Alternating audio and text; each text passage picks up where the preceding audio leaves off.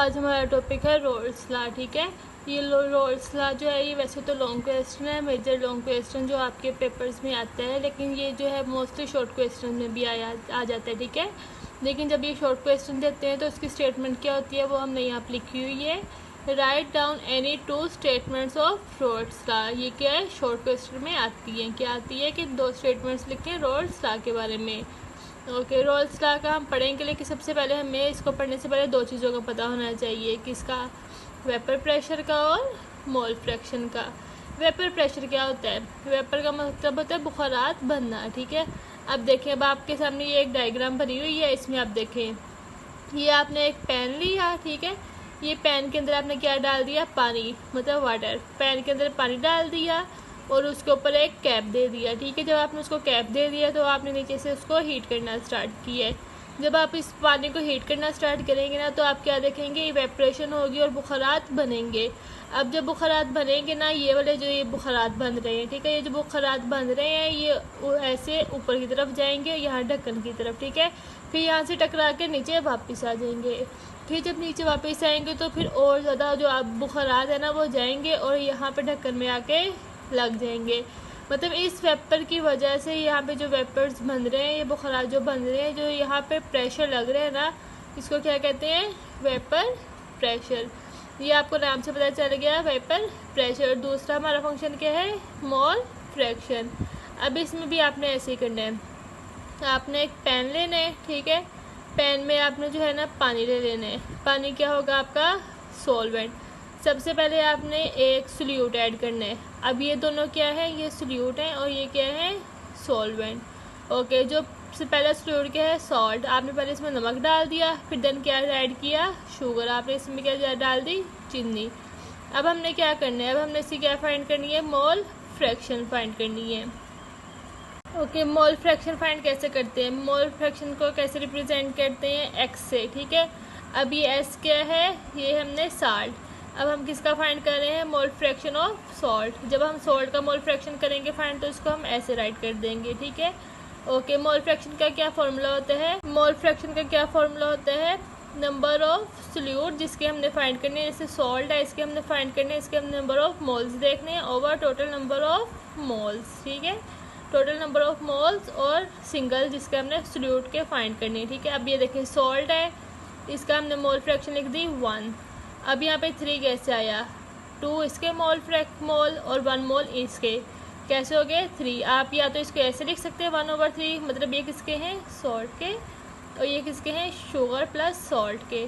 या आप इसको लिख सकते हो 1/1 किसका है, सॉल्ट का प्लस 2 शुगर का। ठीक है, अब आप इसको जब इसके साथ डिवाइड करोगे ना, 1/3 को इसके साथ डिवाइड करोगे तो क्या आएगा, 0.33। आपको एक बात याद रखनी है कि जो मोल फ्रैक्शन है ना, उसमें हमारी जो भी वैल्यू आएगी वो किस में आएगी, फ्रैक्शन में, इशारिये में, मतलब पॉइंट में। फ्रैक्शन से आपको पता चल जाना चाहिए किस में आएगी वैल्यू आपकी, पॉइंट में। ठीक है, इशारिये में। और कुछ कंडीशंस हैं कि जो मोल फ्रैक्शन है ना वो कभी भी एक सोल्यूट के साथ नहीं निकल सकती। हमारे पास हमेशा 2 सोल्यूट होने चाहिए। लाइक अगर आपके पास सिर्फ जस्ट 1 सोल्यूट है, आपने सॉल्वेंट में ऐड किया और सोल्यूशन बनाया। ठीक है, अब यहाँ पे इस सोल्यूट की आपने फाइंड कर दी मोल फ्रैक्शन 1, यहाँ पे क्या आ जाएगा 1। अब टोटल नंबर ऑफ सोल्यूट कितने हुए, वो भी 1। 1 को 1 के साथ डिवाइड करोगे क्या आंसर आएगा, 0। ठीक है, या ओनली 2 देख लें आप। ठीक है, अगर आप शुगर का फाइंड करें, सिर्फ 2 है, यहाँ पे 2 लिख दें तो टोटल नंबर ऑफ कितने हो जाएंगे, यहाँ पे भी 2 आ जाएगा। 2 से कट जाएगा, ऊपर क्या आ जाएगा 1। इसलिए मोल फ्रैक्शन तब भी फाइंड की जाती है जब आपके पास सोल्यूट 2 हों, 1 और 2। इस तरह से अगर आपने जस्ट एक 1 सॉल्वेंट की मोल फ्रैक्शन फाइंड करनी है ना, तो आपके क्या करना पड़ेगा, आपको एक अपरेटस होता है मैनोमीटर। ठीक है, वो यूज़ करना पड़ेगा। उस जो अपरेटस है उसके थ्रू आप सिंगल सॉल्वेंट की मोल फ्रैक्शन फाइंड कर सकते हैं, अदरवाइज आप नहीं फाइंड कर सकते। कुछ एप्लीकेशंस है जो हम यहाँ पे डिस्कस करेंगे। इसकी एप्लीकेशन ये है कि ये ना हमारी डेली लाइफ में यूज़ होती है। जैसे कारखाने हैं ना, कारखानों में इतनी सारी बर्फ़ पड़ी होती है, वो बर्फ़ जो है वो क्यों नहीं मेल्ट होती, क्योंकि उसके ऊपर हम नमक लगा देते हैं। जब हम नमक लगाते हैं ना बर्फ़ के ऊपर, तो जो उसका फ्रीजिंग पॉइंट होता है ना वो 0 डिग्री सेल्सियस से डिक्रीज़ होकर -2 और -3 डिग्री सेल्सियस पे चला जाता है। जब वो इस टेम्परेचर पे चला जाता है ना माइनस के, तो जो हमारी बर्फ़ है वो मेल्ट नहीं होती जी। इसी तरह जैसे जब आप पहाड़ी इलाकों में जाएँ ना, नॉर्थर्न एरिया में पहाड़ी इलाकों में जाएँ, तो वहाँ पे जो सड़कें हैं ना, सड़कों के ऊपर बर्फ़ पड़ी होती है, ठीक है। अब वो जो बर्फ़ है वहाँ से कैसे हटाई जाती है, बर्फ़ हटाई जाती है ना सड़कों पे, वो भी इसी प्रोसेस के थ्रू हटाई जाती है, ठीक है। अच्छा चलिए अब हम इसकी पहली स्टेटमेंट देखते हैं। The vapour pressure of solvent is equal to the vapour pressure of solution and mole fraction. Okay, जो सॉल्वेंट का वेपर प्रेशर है ना, सॉल्वेंट क्या है, ये वाटर, इसका जो क्या है, ये जो वाटर है इसका जो वेपर प्रेशर है किसके इक्वल है, is equal to the vapour pressure of solution and mole fraction. यहाँ पे जो सोल्यूशन बन रहा है उसके वेपर प्रेशर के और सोल्यूशन के और मोल फ्रैक्शन के, ठीक है। इसको हम राइट कैसे करेंगे, P is equal to P naught X। X क्या होती है हमारी मोल फ्रैक्शन, P के ऊपर P को पता चल जाता है क्या है, ये वेपर प्रेशर। P के ऊपर अगर नोट है तो ये क्या है, वेपर प्रेशर ऑफ सोल्यूशन, और अगर P बिल्कुल सिंपल है तो ये क्या है, वेपर प्रेशर ऑफ सॉल्वेंट। इस इक्वेशन से हमें क्या पता चला, vapour pressure of solvent is equal to vapour pressure of solution and mole fraction.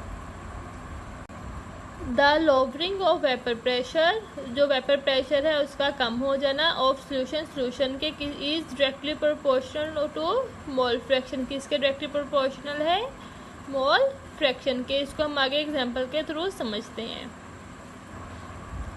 अब देखें, आपने दो पेन लेने हैं, एक पेन ये हो गया, एक पेन ये हो गया। अब ये पेन जो है इसको ऊपर से कैप दे दिया, इस पेन के ऊपर भी आपने कैप दे दिया। अब क्या करना है, इस पेन में आपने क्या डाला था, वाटर, जो एक्ट कर रहा है सॉल्वेंट के तौर पे। ये वाला पेन है, इसमें भी आपने वाटर डाला है जो सॉल्वेंट के तौर पे ऐड कर रहा है। लेकिन इसमें आपने एक चीज़ और ऐड कर देनी है, क्या, एथिलीन ग्लाइकोल। जैसे ग्लिसरीन होती है ना, ये बिल्कुल ग्लिसरीन की तरह रिएक्ट करती है। क्या ऐड करनी है, एथिलीन ग्लाइकोल, जो हमारा क्या होगा, सोल्यूट होगा। अब देखें, इसमें भी वाटर सॉल्वेंट है, इसमें भी वाटर सॉल्वेंट है, बस इसमें क्या ऐड हुआ है, एक सोल्यूट, क्या थी, एथिलीन ग्लाइकोल। ओके, अब आपने इसको भी हीट करना है, इसको भी हीट करना है। दोनों का टेम्परेचर सेम होगा, 100 डिग्री सेल्सियस, 100 डिग्री सेल्सियस। जब आप इसको हीट करेंगे ना, तो इसमें जो वाटर है ना, वाटर के जो है वेपर्स बहुत ज़्यादा बनेंगे। ये देखें, वाटर के वेपर्स बहुत ज़्यादा बन रहे हैं। ये वेपर्स यहाँ से ऊपर जाएंगे, फिर नीचे आ जाएंगे, फिर और ज़्यादा वेपर्स बन जाएंगे, और वो फिर और ऊपर जाएंगे। मतलब आपके मोर वेपर्स, ज़्यादा वेपर्स बनेंगे, और आपका जो वेपर प्रेशर होगा वो भी उतना ही ज़्यादा होगा। लेकिन इस साइड पे देखें, इस साइड पे क्या होता है, इस साइड पे जो है वो सोल्यूट हमने ऐड किया होता है, जिसकी वजह से जो हमारे वेपर्स हैं वो लेस होते हैं। क्यों लेस होते हैं ये अब आप बताएं। क्योंकि इनकी आपस में अट्रैक्शन नहीं होती इस तरह से, जैसे यहाँ पे ये वेपर्स बन रहे थे, ये इजीली ऊपर जा रहे थे, यहाँ पे ऐसा सिस्टम नहीं होता। जो सोल्यूट के पार्टिकल हैं ये सॉल्वेंट के पार्टिकल को अपनी तरफ अट्रैक्ट करते हैं। अब क्या होता है, यहाँ पे वेपर्स देखें कितने कम बने हुए हैं, यहाँ पे देखें कितने ज़्यादा वेपर्स बने हुए हैं। अब यहाँ पे वेपर्स कम बने हैं तो हमारा वेपर प्रेशर भी कम हो जाएगा। इससे क्या पता चला, the lowering of vapour pressure of solution इस किसके डायरेक्टली प्रोपोर्शनल है, मोल फ्रैक्शन के, ठीक है। अब देखें, अब आप नीचे आएँ, ये देखें, ये वाटर के मॉलिक्यूल हैं, ये जो ब्लू वाले हैं, ठीक है, ये क्या हैं, वाटर के मॉलिक्यूल। इन्होंने एक दूसरे को स्ट्रॉन्गली बाइंड किया हुआ है, स्ट्रॉन्गली एक दूसरे की तरफ अट्रैक्ट हैं, एक दूसरे के साथ कंबाइन है। लेकिन इस साइड पे देखें, ये वाटर के मॉलिक्यूल हैं, जो ब्लू हैं वो ब्लू कौन से हैं, वाटर के मॉलिक्यूल हैं। और ये जो रेड हैं ये क्या है, ये है एथिलीन ग्लाइकोल। क्या है, एथिलीन ग्लाइकोल। अब ये देखें, अब ये वाला जो वाटर का मॉलिक्यूल है, जब ये ऊपर जाने की ट्राई करेगा ना, तो ये जो एथिलीन ग्लाइकोल है ये इसको अपनी तरफ खींचेगा, ठीक है, जिसकी वजह से इसको ऊपर जाने की जो एबिलिटी है वो बहुत कम हो जाएगी। ऊपर कम जाएगा तो वेपर कम बनेंगे। इसी तरह से अब ये देखें, ये भी वाटर का मॉलिक्यूल है, इसके साइड पे क्या है, एथिलीन ग्लाइकोल। ये भी जब भी ऊपर जाने की कोशिश करेगा, ये दोनों इसको अपनी तरफ अट्रैक्ट करेंगे, और जो ऊपर जाने की इसकी एबिलिटी है, सलाहियत है, वो बहुत कम हो जाएगी। इसलिए जब सोल्यूट डालते हैं तो हमारे जो वेपर प्रेशर है वो कम हो जाता है, क्योंकि वेपर्स कम बनते हैं और क्योंकि ये जो सॉल्यूट के पार्टिकल्स हैं वो इसको सॉल्वेंट के पार्टिकल्स को अपनी तरफ अट्रैक्ट करते हैं। अब इसकी थर्ड स्टेटमेंट देखें, ये बिल्कुल ही सेकंड स्टेटमेंट की तरह है, बस इसमें थोड़ा सा चेंज किया गया है। यहाँ पे रिलेटिव आ गया, पहले क्या था, the lowering of vapour pressure, यहाँ पे अब क्या हो गया, the relative lowering of vapour pressure is, वहाँ पे क्या था, is directly proportional to mole fraction, यहाँ पे क्या हो गया, डायरेक्टली प्रोपोर्शनल की जगह is equal to mole fraction. ये थर्ड स्टेटमेंट है। आपसे मोस्टली क्वेश्चन में पूछा जाता है शॉर्ट क्वेश्चन में कि एनी टू स्टेटमेंट लिखें, तो आप सेकंड और थर्ड स्टेटमेंट भी लिख सकते हैं, फर्स्ट एंड सेकंड स्टेटमेंट भी लिख सकते हैं।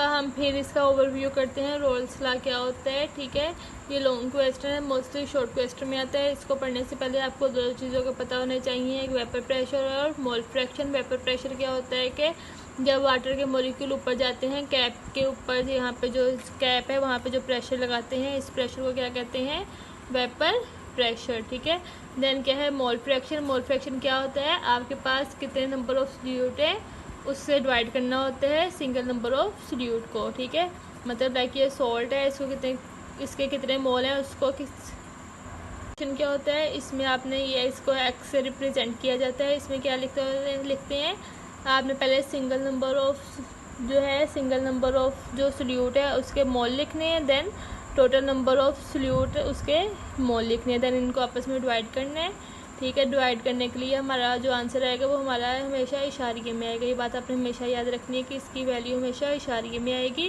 और अगर सिंगल सॉल्वेंट है, इसकी वैल्यू आपने फाइंड करनी है, तो आप क्या यूज़ करेंगे, मैनोमीटर यूज़ करेंगे। ठीक है ना, नेक्स्ट इसकी फर्स्ट स्टेटमेंट क्या है, the vapour pressure of solvent is equal to vapour pressure of solution and mole fraction. ये पी क्या है, वेपर प्रेशर ऑफ सॉल्वेंट, और ये पी नोट क्या है, वेपर प्रेशर ऑफ सोल्यूशन, और एक्स क्या है, mole fraction. Then second statement देखें, the lowering of vapour pressure of solution is directly proportional to mole fraction. ये मोल फ्रैक्शन के डायरेक्टली प्रोपोर्शनल होता है। यहाँ पे हमने इसकी कुछ एप्लीकेशंस पढ़ी थी कि यहाँ पे जब बर्फ़ डालते हैं, बर्फ़ के ऊपर नमक डालते हैं, उसका फ्रीजिंग पॉइंट जो है वो लो हो जाता है 0 डिग्री सेंटीग्रेड से -2 डिग्री सेंटीग्रेड या -3 डिग्री सेंटीग्रेड की वजह से। ठीक है, पहाड़ी इलाकों में भी हम ये प्रोसेस यूज़ करते हैं। फाइनली ये थे जिसमें एक में जस्ट सॉल्वेंट डाला था जो वाटर था, एक में सॉल्वेंट डाला था वाटर था, और एक साथ सॉल्यूट डाला था वो क्या था, एथिलीन ग्लाइकोल। दोनों को 100 डिग्री सेंटीग्रेड पे सेल्सियस पे हीट किया था। जो जिसमें अकेला सॉल्वेंट था वो उसमें वेपर्स प्रेशर ज़्यादा था, क्योंकि उसमें वेपर ज़्यादा बने, उसमें कोई रिस्ट्रिक्शन नहीं थी। लेकिन जहाँ पे हमने सॉल्यूट डाला उसने उसको रिस्ट्रिक्ट किया, हमारा वेपर्स कम बने और हमारा वेपर प्रेशर कम था। यहाँ पे आपको एक्सप्लेन किया गया। यहाँ पे थर्ड स्टेटमेंट दी गई है, the relative lowering of vapour pressure is equal to mole fraction.